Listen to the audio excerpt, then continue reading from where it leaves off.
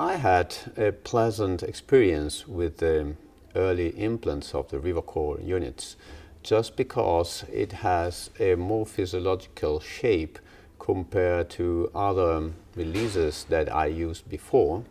It is thinner, it's more rounded, and that allows making a pocket that is less longitudinal, more circumferential, so you can place a device medially in the chest, and that prevents skin erosion and long term, so the patient comfort is really enhanced.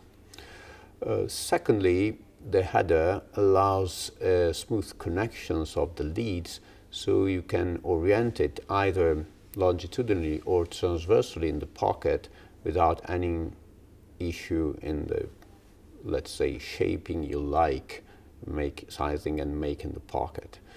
Surgically speaking, this is an advantage for the patient. It's thin, so matter of factly, the so-called physical perception of the patient about the device is minimized, and that has a psychological effect for the patient, not feeling the device there.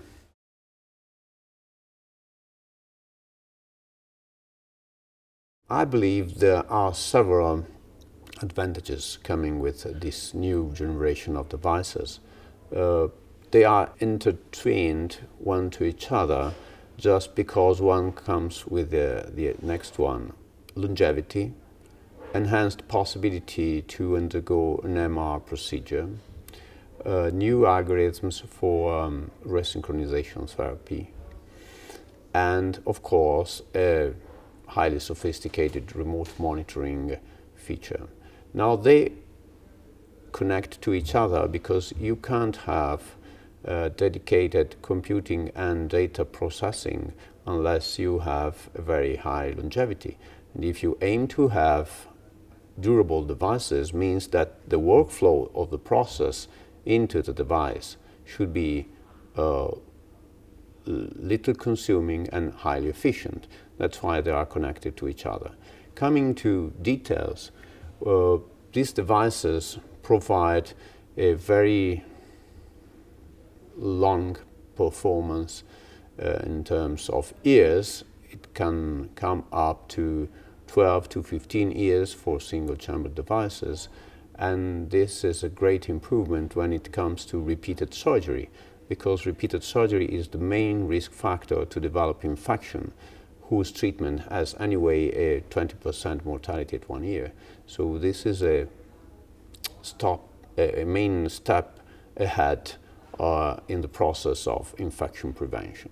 Now this increased longevity comes side by side with an enhanced algorithm to achieve cardiac resynchronization therapy, which is brand new and promotes in itself longevity, because it can decide whether you can pace single ventricle, the left ventricular one, or both ventricles, biventricular stimulation. That saves energy in itself. If you couple that to algorithms that ensure capture, so they can decrease the safety margin for stimulation, this prolongs longevity as well. And that is so-called global perspective towards increased battery performance.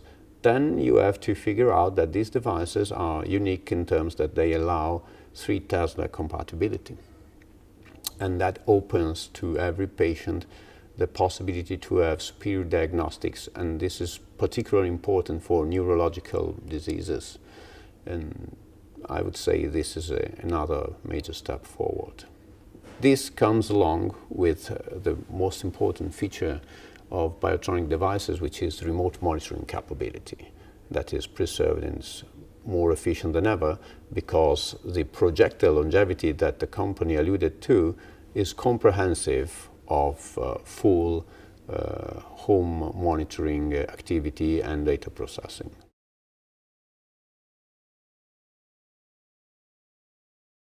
This is a technology that has been well established in BIOTRONIK devices, in that it allows detection of the atrial signal with a single lead device. The number of leads is associated to the risk of malfunction and infection, so it is important to minimize the number of intravascular dwelling leads. And that was the main achievement with the single lead unit by BIOTRONIK some years ago. They moved forward to develop a CRT-D device that can make use of the DX technology to achieve resynchronization with 2 leads only. Whether this is important is under evaluation in a clinical trial, a randomized one, that compares a 2-lead CRT versus a customary 3-lead CRT. And we will need to wait to see the result. But so far, the pilot experiences show that there is absolutely a comparable outcome for the patient in terms of CRT delivery, arrhythmia detection, functional improvement during exercise with the CRT-DX technology. So I would say this would possibly improve patient comfort, simplify the CRT-D implant procedure, and minimize the risk of long-term lead issues and thoracic vein obstruction.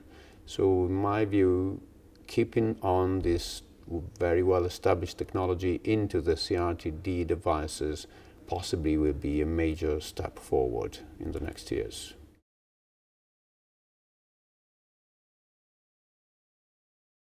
Less is more was a pioneering experience with this CRT-DX technology. And it's not a randomized study. It's a pilot experience on consecutive patients being candidates to CRT, where we sorted out 25 patients who received a regular 3-lead CRT system and 12 patients who had a CRT-DX system.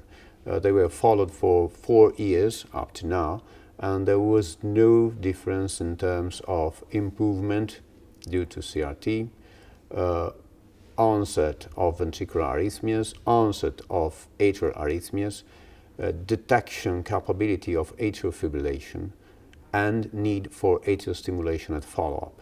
Specifically, all these 37 patients never had atrial stimulation more than 1% of the time. The DX never had it because they are programmed VDD, so they actually can't. But what was interesting is that if you properly select the patient, in that case, during the time frame of enrollment of these 37 patients, there was none presenting with an indication of atrial stimulation. But if you do that, the need to have atrial stimulation along follow-up is extremely uncommon. So I dare say this is the premise to the larger investigation trial that we are undertaking now. It was a kind of bench testing in the clinical arena to say the technology is ripe to work in a CRT patient that normally can have a bigger heart than a single chamber recipient, and it is ripe to detect all the possible atrial and ventricular arrhythmia with a single lead unit as in a single chamber recipient. And these premises were held. So we were confident now that we can move forward in the randomized trial. Possibly there is a need for a physician behavioral change, because you have to come neutral and stop thinking about the pacing rate as the lower rate being higher than something.